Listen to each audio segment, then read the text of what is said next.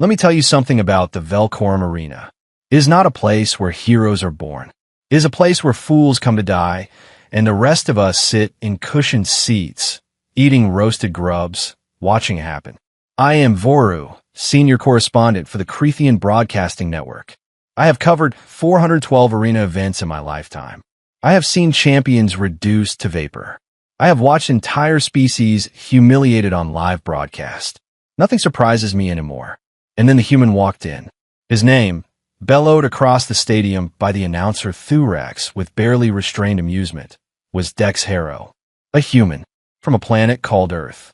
A planet so small, so astronomically unremarkable, that our stellar cartographers marked it with a symbol that roughly translates to not worth the fuel.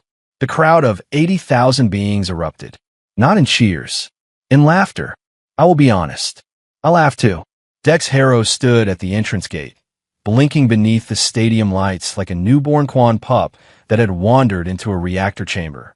He was wearing fabric, woven fabric, no armor plating, no bio-shield emitters, no ceremonial battlegraphs, just fabric and boots, and a face that looked entirely too calm for someone about to fight Gralek.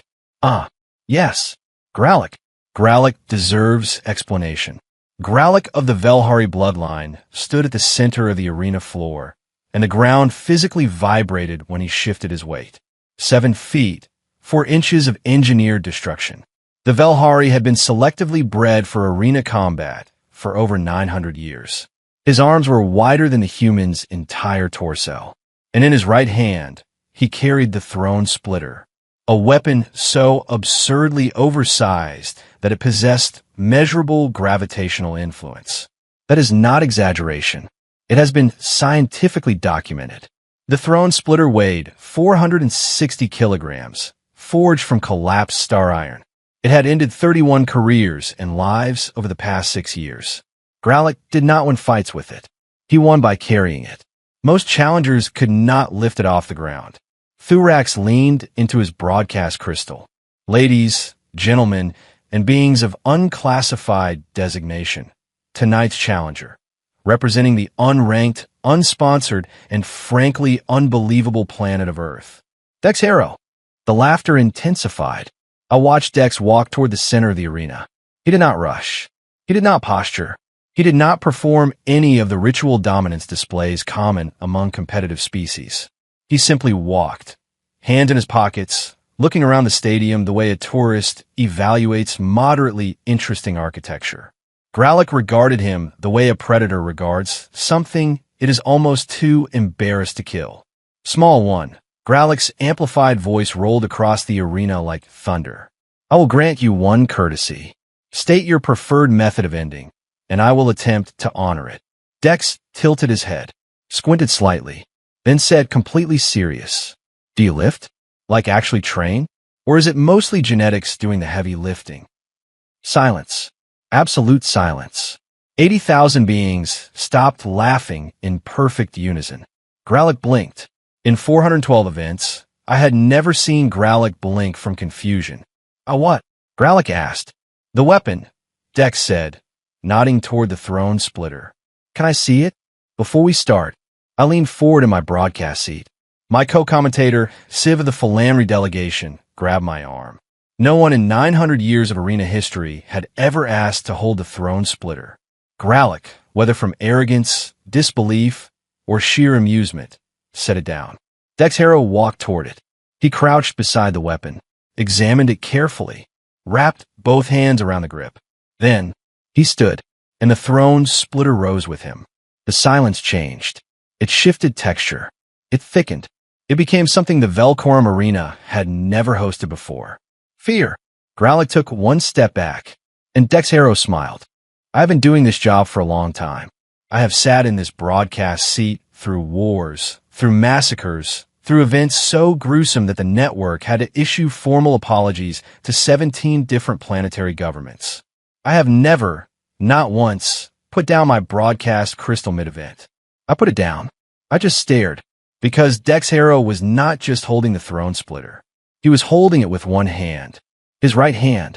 His left hand rested at his side, relaxed, fingers loose like someone who just picked up a slightly heavy grocery bag and was deciding whether it was even worth switching hands. Siv, my co-commentator, made a sound beside me. I did not have a word in Creethian for that sound. It was somewhere between a gasp and a prayer. Gralloch had not moved. That was the part that sent a cold through my spine fluid. Gralloch, the Velhari champion, the creature who had once headbutt a reinforced arena gate and cracked it clean down the middle, was standing completely still. His eyes were locked on the weapon in the human's hand. His breathing had changed. I could see it clearly on the broadcast feed. Short, controlled. The breathing of a being doing the math in his head and not liking the numbers. Dex said, rotating the throne splitter slightly, studying the blade the way a merchant inspects fruit at a market stall. The balance is off. You keep the weight too far forward. That's why you swing wide on the left side. I'll watch your last 3 fights on the transit ride here. Gralloch made a low sound in his chest. A growl. The kind that usually precedes the moment when things in the arena stop being a sport and start becoming a disaster. You watch my fights, Gralloch said slowly, on the way here. Long transit, Dex replied. Your footwork's predictable too, but the weapon does most of the work for you, so I understand why you never bothered fixing it. I looked at Thurax across the booth. Thurax, who had been announcing arena events longer than I had been covering them, who possessed the composure of a being carved from stone, was gripping the edge of his desk with both hands and mouthing words I am fairly certain were not fit for broadcast. The crowd had shifted from laughter to silence to something I can only describe as collective existential confusion. 80,000 beings sat frozen in their seats, snacks halfway to their mouths, not eating, because eating felt inappropriate for whatever this was becoming. Gralloch charged. Of course he charged. What else was he going to do? Stand there and accept a technical critique from a human? He covered the distance in 2 seconds. 2 seconds of pure, focused, 900-year-bred destruction closing in at full speed. Dex stepped sideways. Not backward. Sideways. A single, unhurried step to the left, pivoting on his back foot, rotating his body, letting 460 kilograms of Velhari champion rush past him like a wave breaking around stone. The throne splitter moved in a clean, controlled arc, not striking, just redirecting the momentum of Gralloch's charge with the flat of the blade. Gralloch stumbled. A champion who had not stumbled in 6 years of competition stumbled. He caught himself, turned, breathing hard now. Dex wasn't. Here's the thing, Dex said, settling the throne splitter across his shoulders behind his neck, both arms draped over it casually, the way a farmer rests a tool after a morning's work. On my planet, we don't have Velhari genetics. We don't have 900 years of selective breeding. What we have is gravity. A lot of it compared to most places. And we have this very specific, very annoying trait where our bodies respond to heavy resistance by getting stronger. Repeatedly. Over years. We call it adaptation. Gralloch looked at the weapon resting across the human's shoulders, then at the human's face. You trained, Gralloch said, his voice lower now, quieter, with heavier weight than this. Since I was 16, Dex replied simply. The arena was so silent I could hear the cooling systems humming inside the broadcast booth. What happened next lasted 47 seconds. I know because I checked the recording afterward. 47 seconds of the most controlled, deliberate, almost instructional display of combat I have ever witnessed in this arena. Dex did not rage. He did not roar. He moved like someone who had done this 10,000 times before in an empty room, with no audience, and saw no reason to change simply because 80,000 beings were watching. When it ended, Gralloch was on his back, conscious, uninjured in any permanent way, but down. The throne splitter was planted in the arena floor 3 feet from his head, driven 2 inches into the reinforced stone by a single downward strike. Dex Harrow rolled his shoulders and looked up at the crowd. The 80,000 beings who had laughed when his name was announced were not laughing now. They were on their feet. Every species, every delegation, every cushioned seat in the Velcorum arena, standing.